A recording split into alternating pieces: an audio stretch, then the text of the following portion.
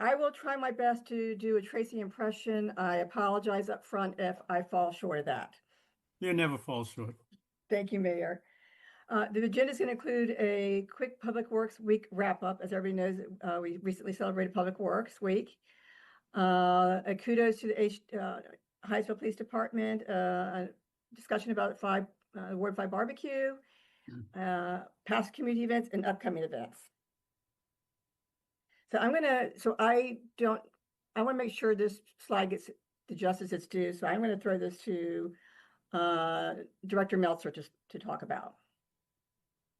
Thank you, Debbie. Good evening, Mayor and Council and residents. So yes, I wanted to take the opportunity to remind everyone that we just ended Public Works Week, and we had several events throughout the week. Many of you were able to join us, and if you weren't able to join this year, hopefully you'll be able to join in future years. So on Saturday, May 16th, we had an open house at Public Works as the kickoff to Public Works Week. You can see, several of the photos. We had a number of activities, touch a truck available, games available, food available, and information on some of the city programs and even a couple of our outside organizations that deal with public works issues on a regular basis. So it was a great event. We had probably 80 or so attendees from the public, and we hope to see more next time. And then on Wednesday, May 20th, many of you were able to attend. We had a Public Works luncheon, and this year it was able to do double duty and act as a retirement celebration for Lester Graves, who is, I believe, the longest serving employee the city's had, or at least in Public Works. He completed 36 years of service and is retiring at the end of June.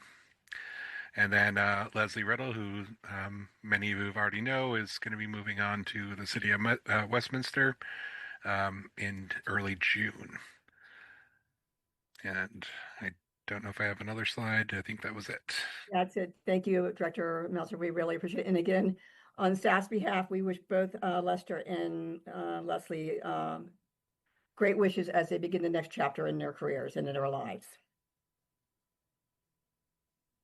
So big kudos to HPD Sergeant Quevedo and his K9 Hugo. Recently earned the title of Best Overall Team as they were participating in the 2026 Capital K9 Trials. And our K9 program continues to be one of the most recognized ones as one of the premier in our region. And again, congratulations to Sergeant Quevedo and K9 Hugo. We are very proud for very well-deserved achievement. Chief Towers, to make sure we do justice for Police Week wrap-up, could you please take this slide? Yeah, thanks, Debbie.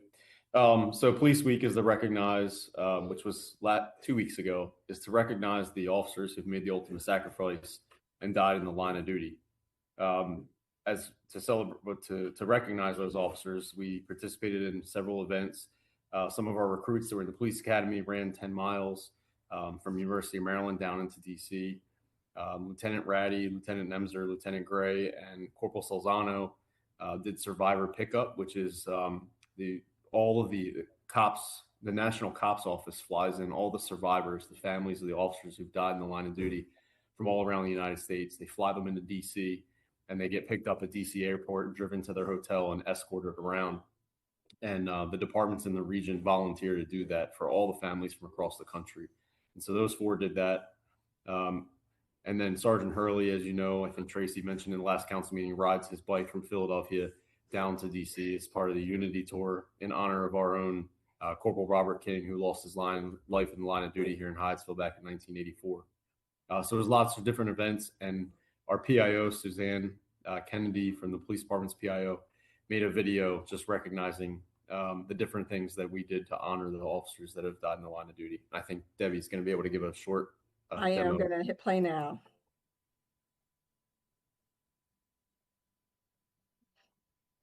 It looks like we might not have any sound. You don't have any sound on your end? No. Yeah, I don't know either. Do you have it now? Mm-mm. Nope. Chief, Can you you might have hear- to read the sound. No, sound's not working. We did a graveside visit to see Corporal King's gravesite.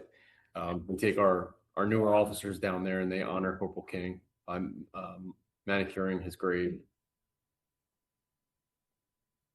These are our new recruits that are currently in the police academy that ran from College Park down to the memorial wall. This was a thank you from our dispatchers. Our dispatchers made cupcakes and decorated the squad room for the officers. So just a lot of positive things, recognition going on within the department. But thanks for showing that, Debbie. And I apologize if the sound wasn't working. We tried it earlier today to make sure it was working, and it was working earlier today. I don't know why it stopped. Gremlins. So as everybody might be aware that on Saturday, May 17th, Ward 5 held a barbecue to discuss the budget. There were staff, residents, and council members who were present at this budget discussion meeting. It was well received, and I'm sorry I was unable to make it, but I heard it was the food was amazing. Jeff, I'm going to throw this to Mr. Ulysse, the Director of Community Development, to discuss what happened and took place over Economic Development Week and what we've done. Thank you, City Administrator Debi Sandlin. Good evening, Mayor, Council. It is a pleasure that bringing some information. We were able to, essentially a small event we were able to coordinate for our contemporaries throughout the county on May 14th.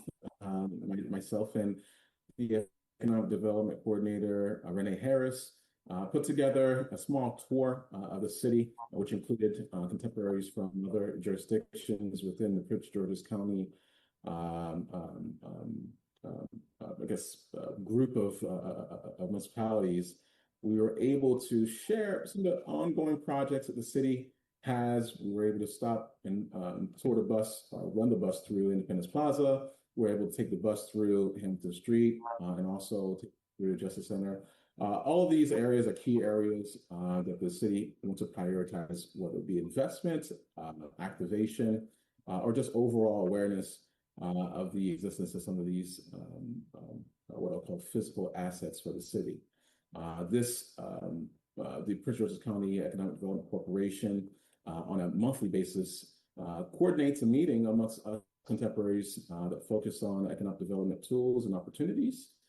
This is our opportunity to showcase what we were doing, but also glean some additional insight from our colleagues from across jurisdictions, some areas where that might serve as blind spots for us. They were able to provide us additional insights on how we can improve, whether it be the streetscape or just overall economic development activities. This did bear fruit. We were able to, one, showcase one of our local restaurants, Molly's Bar and Grill, who's looking for expansion opportunities inside and outside the city boundaries, so we were able to share contacts with for them.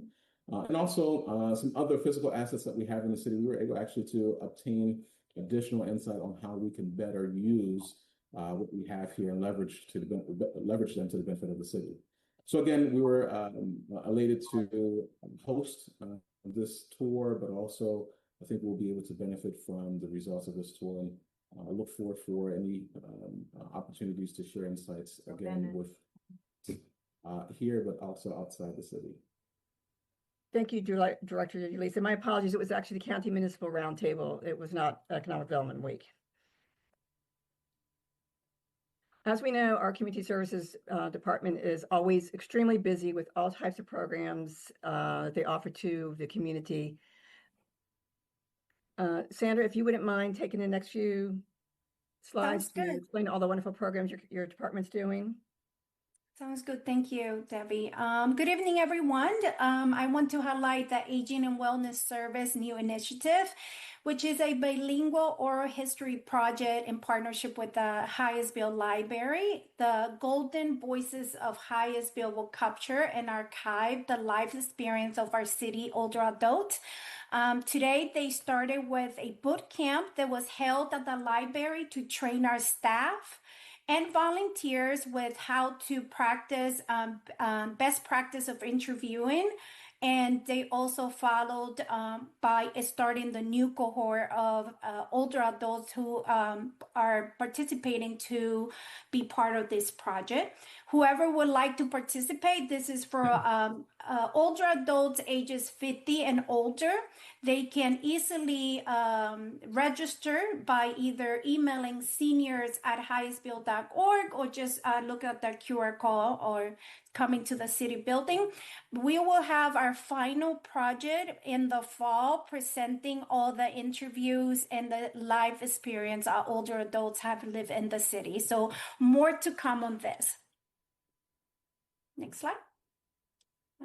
And our Aging and Wellness, again, is working very hard. They actually had a Lunch and Learn workshop where they partnered with Prince George's County Fire Department and Hyattsville CERT team. They provided the Files of Life kits and fire prevention tips for 25 residents on May 18. Next. Now I would like to pass this to our youth coordinator, Ronald Lewis, to talk a little bit and recap everything that the youth advisory has done and accomplished throughout their year. As many of you guys know, we are in the process of getting new members to be interviewed and hopefully be swearing in on June 11th. Ronald? Thank you, Sandra, and good afternoon, Deputy Administrator, Mayor, City, and Council. As Sandra said, my name is Ronald Lewis. I'm a program coordinator for the city, and I'm also one of the staff liaisons for the YAC. This year, the YAC focused on mental health, right? So getting that information out there and kind of destigmatizing it, because in a lot of our households, it's told you're not actually dealing with that. It's fine. Just stay silent about it. But no. We want our youth and our families and our residents to seek resources and get the help when they need it, because it's something we all deal with, right? So to start off their year, they did 2 trainings called the Be There Certificate and QPR, Question, Persuade, Refer, to really learn how to identify someone struggling with mental health. What are the signs? What will they say? What will they do? And then how do you kind of help them get help? Because sometimes people don't want help and it's hard to get them to get that help they so desperately need. So how do you get them to get help? And then where do you send them to? So learn how to do that. And then after that, they really want to learn more about the local resources and other organizations that could help out. So they attended an expo where they connected with other mental health professionals or organizations that are not only in the county, but also in the state, to really learn and network with them and kind of build that connection. So in case they know someone, they have resources right up their sleeve, right? And with this information, they decided to do a mental health campaign. So with our city communications team, they partnered together and they wanted to make a video, right? Because we're all on Instagram and TikTok and scrolling and doing all that. So that's one of the most effective ways to reach not only our residents, but youth, because that was one of their main focuses, our youth. So in partnership with our communications team, they made posters that you can see one right there on the screen there. Be Kind to Your Mind, which features some of our youth's artwork. And then they also made a video with themselves in it saying, hey, it's okay to get help. Don't stay silent. It's okay to reach out. And then to wrap up their year, they decided to bring back an initiative that they mentioned earlier in their year, which is the 988 signage. So putting signs with the 988 suicide and mental health crisis hotline around city parks, a lot of city common areas. So in case someone's walking along, they see the sign and they can immediately remember those 3 numbers, 988, in case they need it or someone else does. And I also want to say thank you very much to Councilmember Wazak for working with us as our city council liaison to the YAC.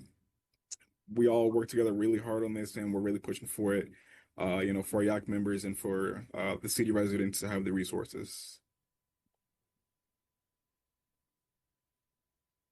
Thank you, Director Martinez and Mr. Lewis, for all the wonderful information you shared about the programs that the Community Service Department is offering the city. Upcoming events. We have several upcoming events. We have our summer jams scheduled for Friday, June 12th at Driscoll Park from 5:30 to 8:30.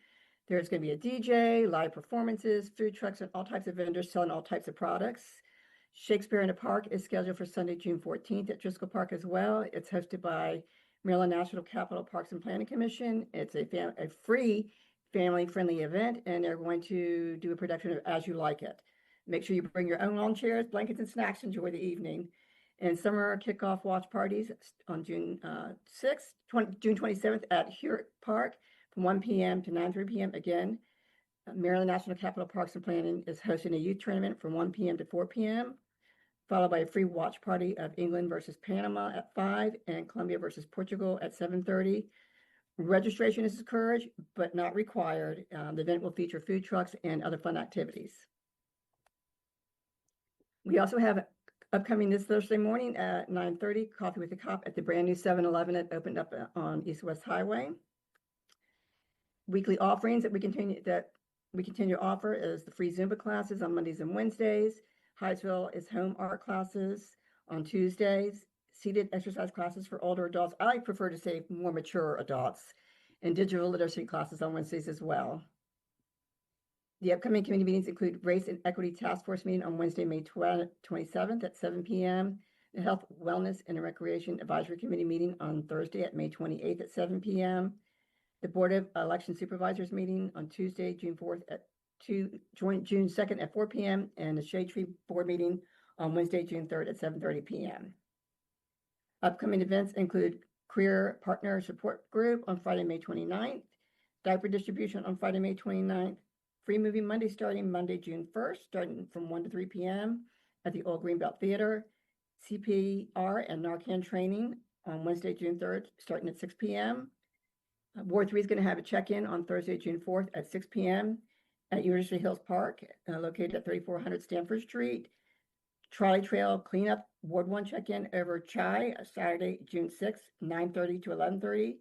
And everyone will meet at the intersection of Farragut Street and Baltimore Avenue. And last but not least, C-Can Invasive Vine Removal, Ward 4, Saturday, June 4th, starting at 9 a.m. And we'll meet at Hyattsville Park. And once again, in memory of Kaylee Corman. Our hearts go out to her and her family. We stand ready to stand for any questions you may have. Can you stop sharing your screen? I'm going to do that right now. There you go. Thank you, colleagues. Got any questions? Mr. Shively. Thank you. We heard a couple of people provide public comment on this, and it came up. I know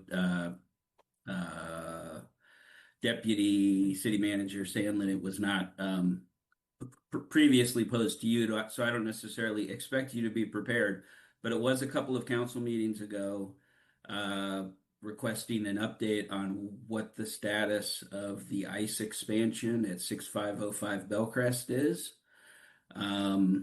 There's still a lot of community concern about that, and it's been months since any update's been shared with council. So I would like just to put that request out again for an update. I just took note, Councilman Shively, and I will follow up on that. That's it. Thank you. Colleagues, anyone else have any questions? Ms. Wozniak? Yes, I just wanted to recognize Ronald Lewis and Joseph S. Segura for being incredible mentors and coaches to our Youth Advisory Council members this past year and years prior. The Youth Advisory Council members are middle and high school students who live in Hyattsville and are learning how to represent their peers in a leadership capacity. And I just wanted to say thank you to their staff liaisons who have done an incredible job of keeping up with their energy and their enthusiasm and their commitment to mental health and wellness, as you heard from Ronald. I also wanted to thank Sandra for supporting and coaching both Ronald and Joseph through this, because Sandra brings a lot of expertise and experience to our city and to this work. And I wanted to say thank you to Councilmember Dokai this year as well for bringing her expertise and her commitment to the Youth Advisory Council as they have been trying to wrestle with mental health and wellness issues. She really supported them and brought a lot of her passion to that. And last but not least, I just wanted to thank Mayor and Council in general for supporting the Youth Advisory Council's project to install 988 signage throughout the city. It really means a lot that you were able to support them in their efforts to help young people, but also help all Hyattsvillagers to reach out and get the help that they need from the 988 crisis and mental health and wellness hotline. Thank you for your help.